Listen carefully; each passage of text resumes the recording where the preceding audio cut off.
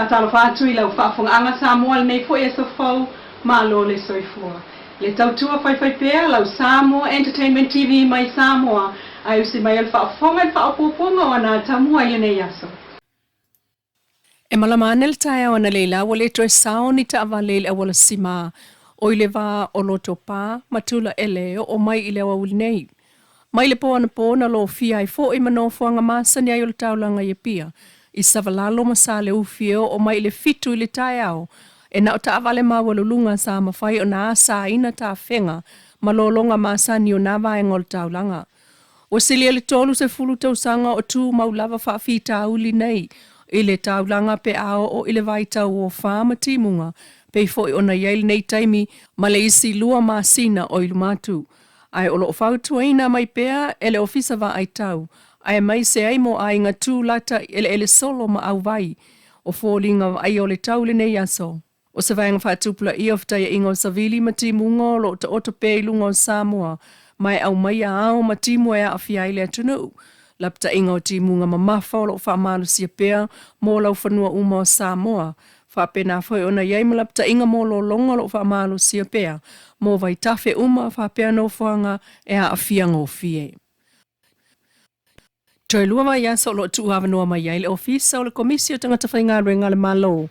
Mo tālu sanga o awanoa whaingaruenga I le matanga ruenga wa onga. E au fia ini pule a onga mo kolisi. Ma onga tūlanga lua I savai I maupolu. O sa ilia ine ini pule a onga, mo le onga tūlanga lua I sawano, o le onga tūlanga lua I sa ai savai, o le onga tūlanga lua I tāwhi toala, o le kolisio a ana, o le onga tūlanga lua vainganga, o le onga tūlanga lua ia ele, a onga tūlanga lua I le pā, ia le ipata, le pā, lo tofanga, tanu ngā manono, ta le fanga, sa Leilua, salani, kolisio a ana, tūlanga lua si ufanga, tūlanga lua falevau, sa musu, o le tui, sa sina, o asanga, sa malai ulu, sa mata iuta, sa taua whangasa, sa le lolonga, ngā taivai, sa tupaitea, ne yafu, ngā utawai, o sa fotu, sa mata itai, sa ngone, o paia, o whaia ai fo ngā tuli, puleia, laumoli, le tongo, kolisio avele, kolisio sa nganga, fale atiu, fale la tai, male onga tulanga lua I sa lua. Papena foi ona sa ilia, ia ni sui pule I le kolisio palauli, a onga tulanga lua vai kolisio vai maunga, a onga tulanga lua fasto tai, laulii,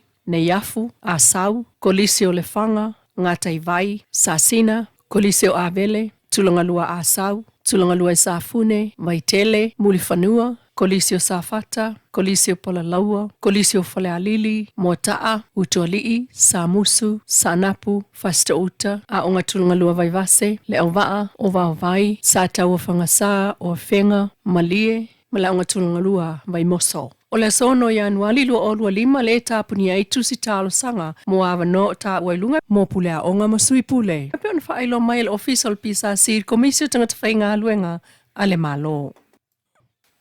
Ua toe mafuta toe nei le tina lea na ia iwa ino na molianga o le umio whala au whaasaina I lana whanau I le vai sonei.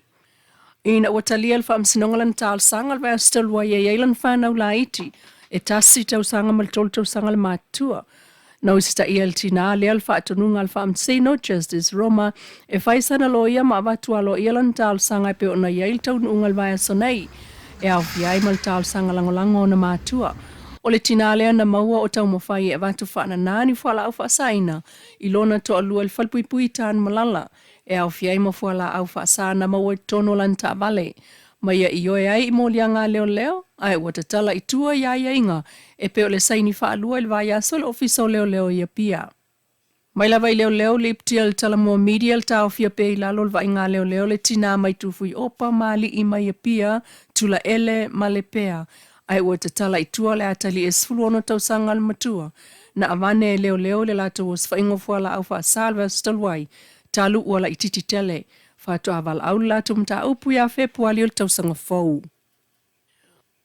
O le lona lima ile nei o aso talo na ngalue le isi fo ipule fau. Ua sui mai o le company telefone le Digicel Samoa. Talu mai le asunga fua sfuluono te sama. Le sunga Carl Visveri.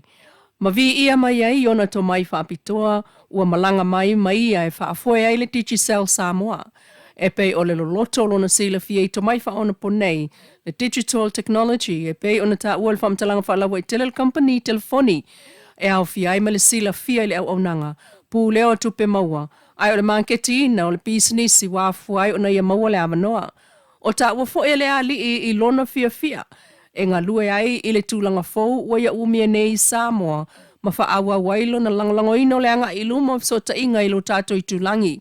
E wha moe lava I le oloa, malona wha lau iloa ina, ai maise o le so o tanga I tangata o le au nanga, ila asanga lata mai wha ona po nei, e wha o Sofia ai fo I tangata taito tasi pisi nisi ma le lautele.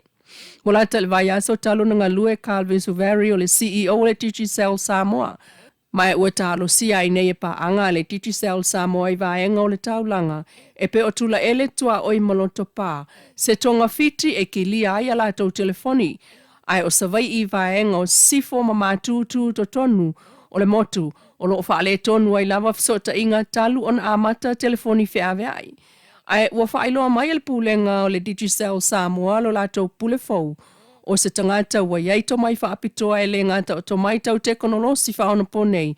Ai o le marketi na o le oloa. E pei ona iai isi marketi e ono ilo tato I tūlangi. Ua ngā ia toi nei le Central Bank of Samoa po le whaltupetu to tonu o Samoa. I se la sangai whaatontonu ai tupetu lui mo ai tā lafu a tangata o le tato o tunu umai whaltupe. Ina ua tātou fisilingi minister o tupe po o iei se la tō fufuanga. Po se fufuanga le malo e whaatu la fono ina ile ai o tului o loans po ai tā lafu ngā tupe. A tangata mai whale tupe o whaatinoi au nanga ile tunu. Pei tai o le tali mai le fionga minister lau timu ia afua wale se wha ai. O le isi le nā tūlanga o amatona tilo ne ia ile pulenga o le whale tupe tūtotonu. O le whainga o interest po o tupe tului. Taimi nei o lo pule lava le whaltupe I lana interest e whato sinai le tangata ai tā lafu. Nisi o talo al vaeson te nei len amata mawaif so ta inga mainga o tua awa manuia ala to tal sanga mol seni New Zealand I la lol tu lafono fo le Citizenship Western Samoa Act 1982 sa fina wina leli whaipule ya MP te na utu yono. O se talafia fiele na mai le so upol komiti o tai Pasifika ya o te roa le fionga tele ai Edwin Puni mai ia tā ua. Ona o le vave o na maua pe a whaatustus atu I tal sanga masa ni Citizen New Zealand. O se isi vaenga tā ua ona e le mo o mia leanga I ona I tua ai ofisa o New Zealand. E whaatautai ai o lato Citizeni pe tai o lea o la fosa o atu lava I le pusa meli o lato Citizeni. Ta ua fo e tele ai o lo o iai le whaafea le tai o Act Party le so freile nei. Le so mo lato o vala auli ai wa tu ua Samoa wa whaamanu ina le Citizen New Zealand. O le Act Party o le vaenga wha upwhailea ma le New Zealand First na mo I pasi ai le pili ta wha aufi. MP te anau tu I ono I le tō laulaunga mua. Ia mauto atu le avanoe whailua atua I lātou o manuia tāl sanga a loutua a mo le nei avanoe whailo I aita I tai o le malo New Zealand a tula I mai o Samoa. Whaftai lau whaafonga le tautua whaiwhaipea le Samoa Entertainment TV mai Samoa ili nei fo I tula mana tamua. Whaftai fo I le Wendy's design o lo I funga lei mo le ofu matangofie ai whaasoe fo ia.